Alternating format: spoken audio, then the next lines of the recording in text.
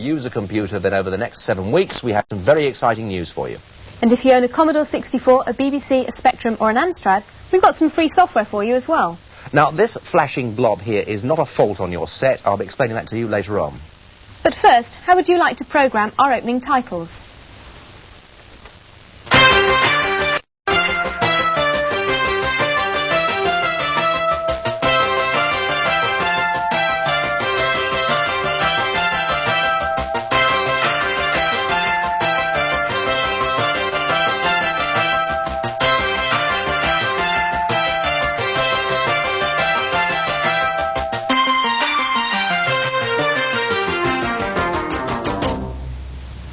Mick, you're one of our graphics designers here at Thames, and you programmed that sequence on the Atari 800. Can you tell us a bit about the programme? Yeah, sure. Basically what I did was divide the screen up. So I had a background screen and a foreground screen, and the foreground images were laid over the top of the background images, and then the combination of the two was written to a third screen. And whilst you were viewing that, the next background and next foreground were written to a fourth screen, and you're cutting me from one to another and constantly updating. So it's like superimposing one screen on top of the other? That's right, yeah. How long did it take you to do the graphic sequence? Well, it's about 2 weeks of very hard work. Was it the first one you've done on a computer or not? No, I've done some other things, but this is much more sophisticated than I've tried before. But you enjoyed doing it as well? Oh, yeah. Great.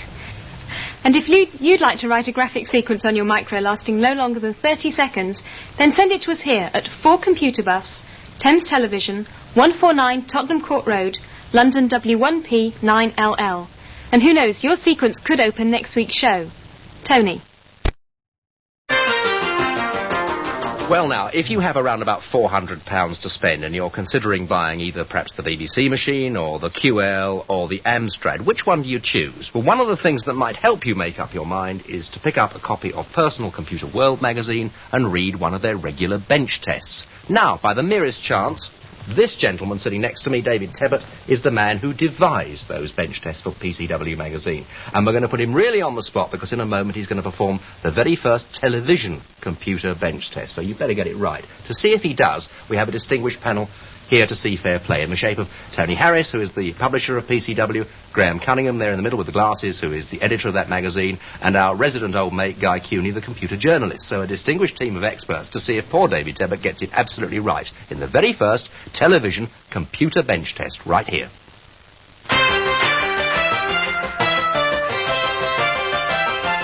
I suppose the ideal computer is one which satisfies all your needs, from zapping aliens to running your business. Now clearly, not all machines are suitable, but there are some inexpensive machines around which might do the job. Today I'm going to introduce you to 3 of them. First, the BBC Model B.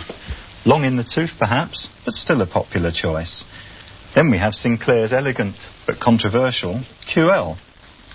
Finally, we have a machine from a company better known for its hi-fi, the Amstrad CPC 464. The BBC and the QL rely heavily on their technical specifications to attract buyers. The BBC with its wide range of add-ons, and the QL with its large memory and powerful processor, whereas the Amstrad comes across as a straightforward, ready-to-run machine. Let's see what's in the boxes.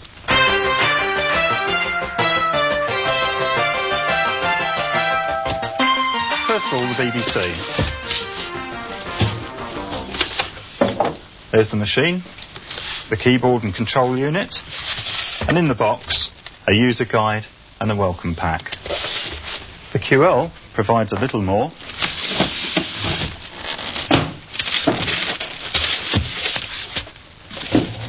In fact, we have the QL itself with its micro drives over here. And then in the box, a power supply, various leads, including a printer lead, the manual, and some software and blank cassettes. Finally, the Amstrad comes as a keyboard cassette unit, and in the box, a manual and a pack of £100 worth of software. You can either have a colour monitor with the Amstrad or a green and white plain monitor. Out of a possible 25 points, I've given the BBC 8, the QL 18 because of its microdrives and its software, and the Amstrad 20 because it's got a cassette unit, monitor and software. Different things affect the efficiency of a computer. The fastest processor in the world cannot make up for the deficiencies of a poor typist. The timings we're about to do will test the speed of the basic interpreter performing mathematically intensive tasks. We'll start the timings now and pop back later to see how they're coming along. Until computers can understand speech or thought, we're stuck with the need to communicate through a keyboard. Like a pair of shoes, it pays you to find something comfortable. The BBC has a traditional sprung keyboard. The keys feel like those on an electric typewriter or a professional computer terminal. The QL keyboard mechanism comprises a plastic moulding which forms a series of bubbles on which the keys rest. It works, but it doesn't lend itself to touch typing. The mechanism of the Amstrad is similar to the QL's, but a better design makes it much more pleasant to use. Out of 20 points, we'll give the BBC 18 for its quality, the QL 8 and the Amstrad 11, because, although they're both bubble-based, Amstrad has a better feel. To show the graphics of each machine to best advantage, we asked each manufacturer to choose its favourite graphics programme. BBC Graphics can take as much as 20k of memory.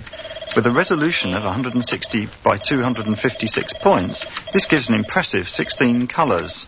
Maximum resolution is 640 by 256, with just 2 colours. The QL can afford to give away 32k for its graphics, although the best it can do is 8 colours at a resolution of 256 by 256.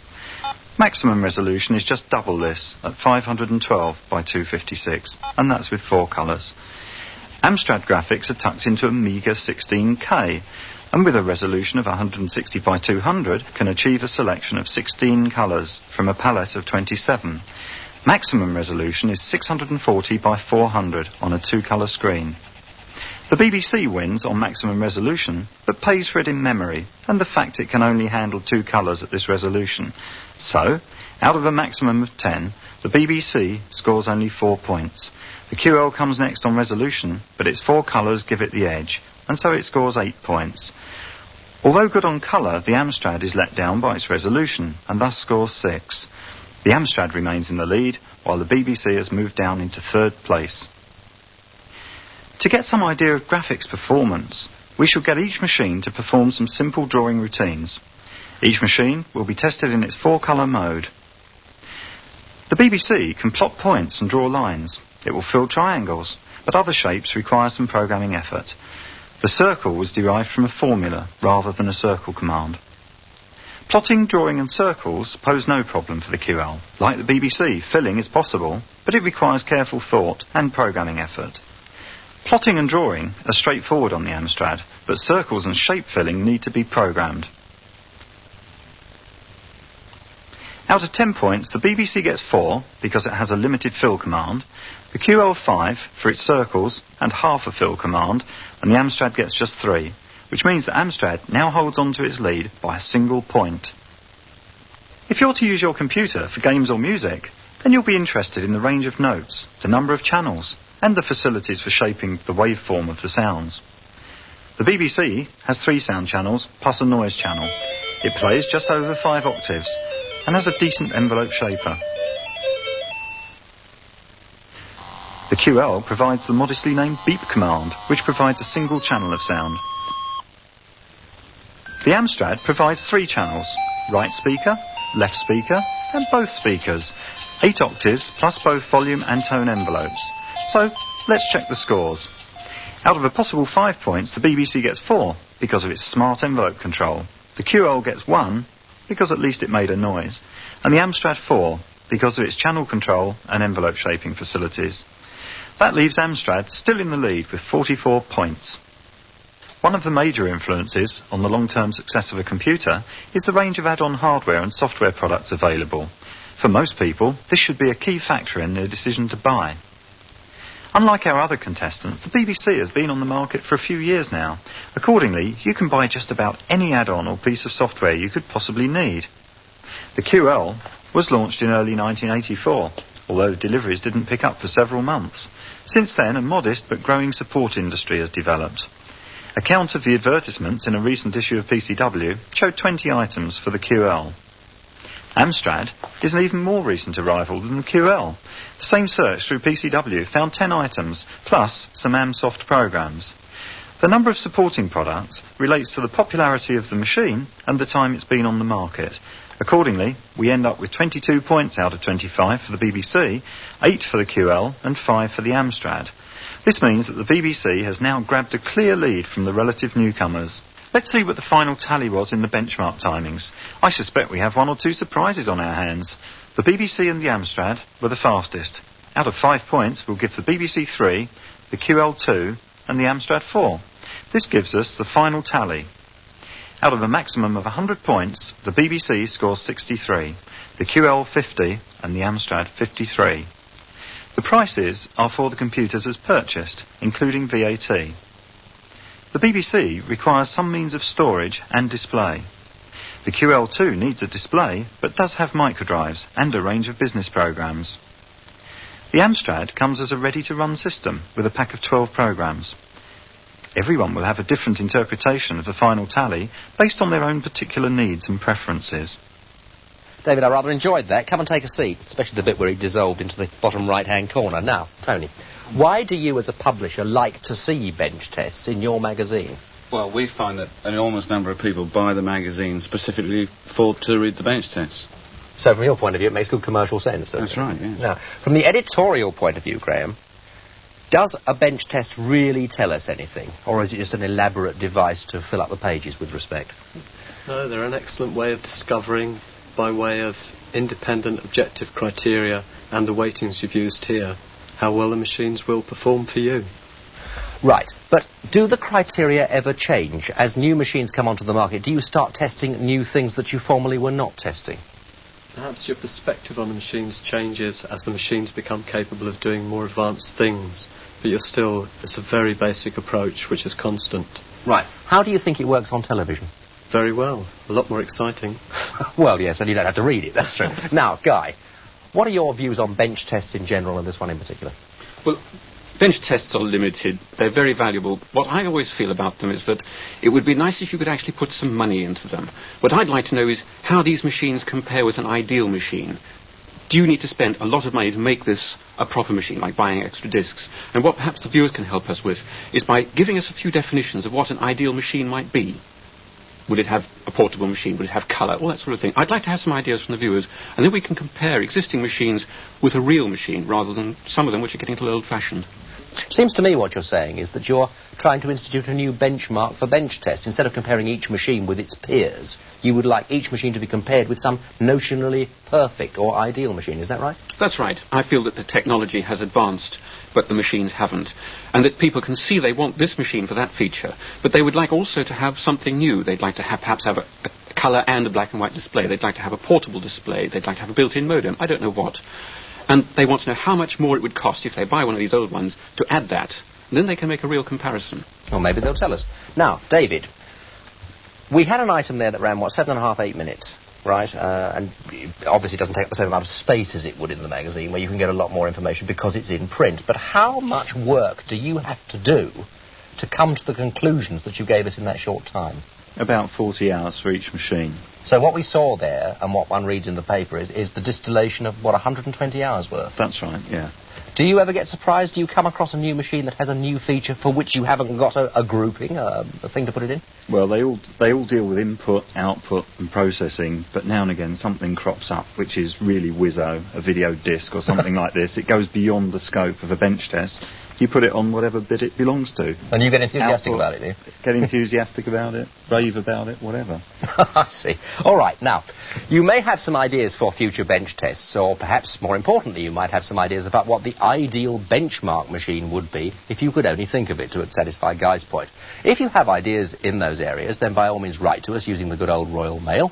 Or, of course, if you're a bit more advanced, and send us an electronic mail. Our Prestel mailbox is on page 7776. That's 7776 on Prestel. And now for the secret of the annoying flashing blob. Here's Dr. Mike Thorne, who knows all. I'd like to tempt you to take part in an experiment which we'll be carrying out over the next few weeks. You can take part if you've got a BBC, Commodore 64 or Spectrum 48K micro. Apart from that, you'll need a soldering iron, a few electronic bits and pieces I'll tell you about in a moment, and a spare couple of hours. Now, we're all used to sending software by making little electrons run up and down a wire, but in our experiment, it's the turn of the photons. Yes, we'll be transmitting software by means of the light which has been flashing at the side of your screen. It may seem a crazy idea, but at least one company we know of, First Quad Limited, has applied to patent a commercial system. Anyway, to pick up programs from the flashing square, you'll need to build a receiver like this. Here's the bit that does the actual light detection. A little photo transistor, just like inside a light pen. Now you'll need to use the receiver together with the receiver program. We'll be sending that out in sound form next week, so have your tape recorder or video recorder ready then. For the Commodore 64 and BBC Micro, there are just 11 electrical components in the receiver.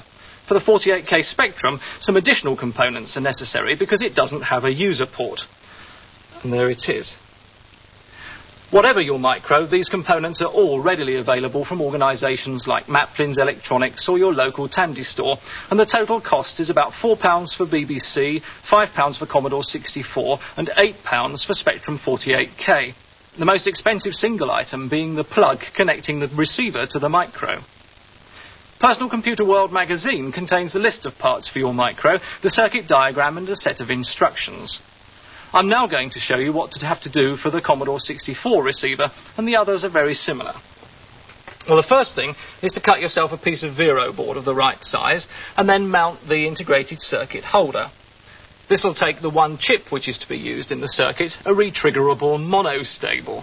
It's a bit of a mouthful, that, but what it does in effect is to send a 1 to the computer if the flashing square is white, and a 0 if the flashing square is black. Now, because the square is flashing on and off, if we check it too often, then we'll think one white square was 2. Alternatively, if we don't check it often enough, then we'll miss some of the flashes. So timing is crucial, and that's achieved in the circuit by means of resistors and a capacitor. Well, the next stage is to mount all 6 of the fixed value resistors, so either just 5, and then one variable resistor. The variable resistor is crucial because whether the square seems white or black to the receiver board will depend upon the brightness and contrast settings of your TV. So we'll have to adjust that later on to your own particular TV set. Now, the capacitor, the only thing to remember about that is to get it in the right way round. And here, if the white blob is facing you, then positive is on the right. If you don't get it in the right way round, then because it's of the electrolytic type, it'll probably blow up. Quite harmless, though.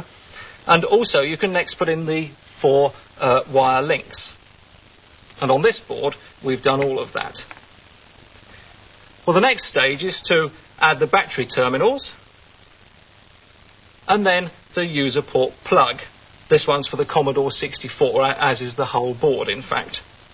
Now, on this one, we've got all of those, and also, I've added the wire which goes out to the photo transistor. Allow a good length for this, or you'll regret it later. Right, well, that completes all the connections to the main board, so now we can put in the transistor and the integrated circuit itself. The only thing to remember here is that you must put the transistor in the right way round. Its orientation is given by this little pip on the side, and the chip 2, make sure that pip lines up with the little pip which is on the integrated circuit holder itself. Right, so the board is done. We now need to make the phototransistor mounting. For that, we've used a cup hook like you get for sort of ordinary kitchen use.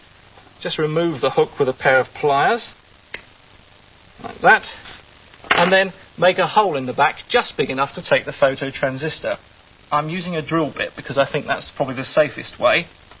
And then mount the phototransistor with a sensitive end into the mouth of the sucker. And there, like that. When you've done that, seal it with some bathroom sealant or silicone rubber, or I suppose even Blu Tack would do, anything so long as you can make an airtight fit. Right, here's one with all that done. All we have to do now is to solder 2 of the transistors connection to 2 of these wires here, and the receiver board is finished. Next, we have to adjust the variable resistor, but that's easy with the software we'll be transmitting next week. First, plug everything in, connect up a battery supply to the receiver, and then load and run the setting up program. Now, you now put the sticker onto the white square, there, and use a screwdriver to adjust the variable resistor. Pressing the space bar each time, you have to get it so that the star there, this one here, just disappears. There. And then you're all set to receive software transmitted by light. Disconnect your TV from the computer and plug the aerial back in. Don't alter the TV brightness or contrast settings.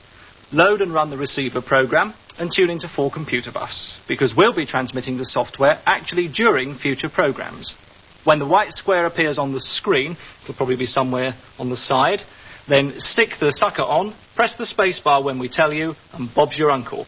By the way, the design of the circuit and software was done by people in our computing laboratories at University College Cardiff. My thanks for all your help, chaps. Now, if you didn't get that all in one go, don't worry, because on page 184 of the March edition of Personal Computer World is a very large article explaining exactly how to build all that hardware. In the item, Mike was using a white cup hook sucker, so that you could see it more clearly. In real life, we suggest you go out and try and find something like this, a thick black one, because the white one will reflect too much of the light signal. Now, we're going to be transmitting the tuning and receiving software as an audio tone in next week's programme, so stand by with a cassette recorder, or better still, video record the whole programme. But if you have trouble getting it all down, don't worry. Just tune in to Channel 4's Oracle, that's Foretel, on page 458, and you will find the computer program listings, which will help you out. We're not actually transmitting the Light Pen software until March the 4th. That's to give you time to build the hardware with which to receive it. So we start flashing in earnest, if you'll forgive the expression, on the 4th of March. Now, we reckon 1985 is going to be the year of the modem. So here now is Jane with Modem Corner.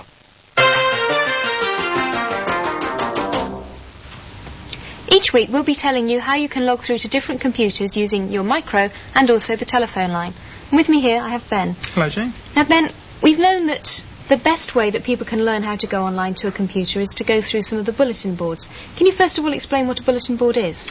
Indeed. It's very much like the electronic equivalent of a notice board, which you find in some foyers of hotels or whatever, where people can leave messages to each other and so on, except we get through to it using a telephone. Right. Now, we know that our friends, the Nottingham Building Society, have set up a special bulletin board for us, so perhaps let's log through to that. Certainly. To get to it, we use Prestel, so I'll dial the Prestel telephone number, which in London is 618. And of course, if you live outside the London area and you don't know your local Prestel number, ring free phone Prestel services during office hours, and they should be able to tell you the local number.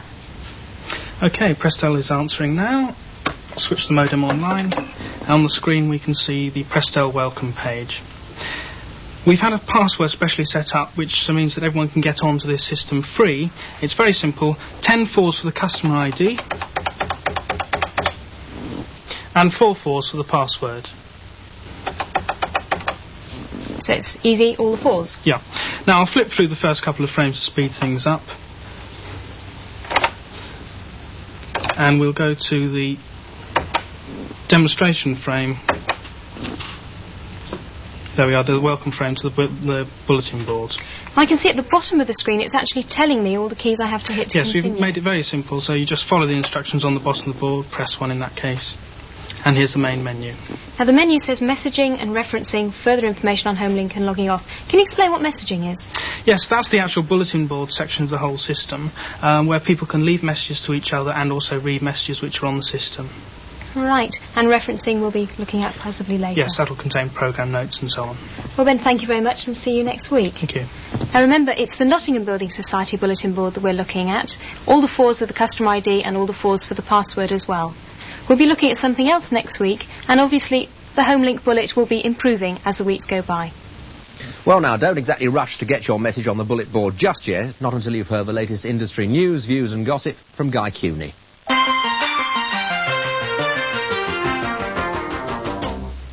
Well, the first news we have for you is of Amstrad. Amstrad, the company which hit the market for the first time last year, is suffering from what it calls speculation. It turns out that one of the industry magazines has very cheekily printed details of a new machine which the company hopes to launch in June. And of course, if they know all about it now, nobody's going to buy it between now and June, which will leave them short of cash. Well, my sources tell me that they needn't get too upset about it, because the difference between the current machine and the new one isn't all that special. The new one does have one nice new feature, and that is instead of the cassette, instead it has a disc. Apart from that, it's very like the old one, which I suppose is good enough news. The next news is from Prism. Prism used to distribute Sinclair's Micro, the Spectrum, and they, of course, are in receivership at the moment. Rather sinister news, the chairman, the man who founded the company, got beaten up in the street last week. Of course, everybody assumed that this was one or another creditor who was upset about losing his money. It turns out, and I'm told I can't say too much, that it's rather more sinister than that, and the police are investigating other links. The report from the West Coast, from our reporter John Vorak, is of Steve Wozniak. Wozniak, known as Woz, is the man who designed the Apple II. He left for a while, came back, and now he's left again. Apparently he's not happy about the way the company is ignoring his bright ideas and the way it's become a bureaucracy. My friend Vorak tells me he's pretty sure the company pressurized him to quit because he wasn't really fitting in. Apple II in this country is also making quite a lot of headlines. They've decided to step into the breach where the government has stopped by subsidizing schools' micros. Of course, their objective is to get the Apple II into schools where it's been not subsidized. A lot of people are going to see this as a way of trying to steal the market from Acorn. I think it's a bit more subtle than that. I think you'll find that it's to do with Apricot. Apricot launched in America. That makes them a threat to Apple. Apple doesn't like the idea of that and is therefore going to compete as hard as it can in this country. And of course the educational market is a good one to go to because the Apricot does have an educational machine. Finally, Acorn. Well, of course, Acorn's been in the news. They've had discussions all over the weekend. We don't know what's happening. When I have news, we'll let you have it. That's it for this week. Tony? Did you notice Guy's intriguing new use of a microcomputer as a television teleprompter? Well done, that. A further bonus from 4 Computer Buffs. We're giving away some free software every week for a different machine. It's on Channel 4 on Tuesdays. It's transmitted between 10 and 10:30 and 11 and 11:30. And tomorrow it's from Acorn Soft for, of course, the BBC Micro. You won't be in at that time, so either set your cassette recorder on a time clock or, better still, get your video recorder to work for you. And you can also find more information about 4 Computer Buffs on Channel 4 Oracle, page 458. And finally, don't forget your ideas for opening titles. After all, we have to have some way of starting next week's programme. Till then, from all of us, bye-bye.